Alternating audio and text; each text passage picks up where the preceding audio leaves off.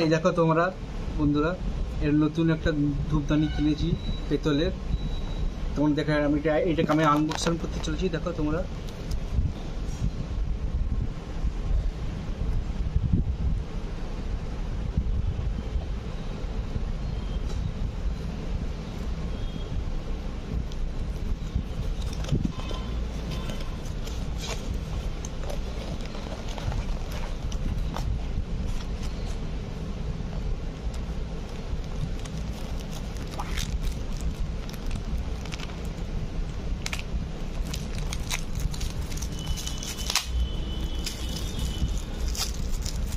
এই দেখো তোমরা, নতুন একটা খুলেছি। এরকম কি সুন্দর হয়েছে, তোমাদের কমেন্ট করে জানতে পারো।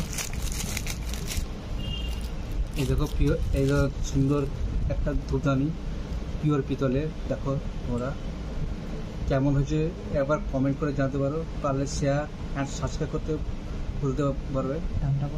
সাবস্ক্রাইব করতে ভুলবে না যেন। দেখো কেমন হয়েছে। দামটা হচ্ছে 208 টাকা। খুব সুন্দর হয়েছে। দেখো কমেন্ট করতে পারো, পারলে সাবস্ক্রাইব করতে পারো। Tata, bye bye.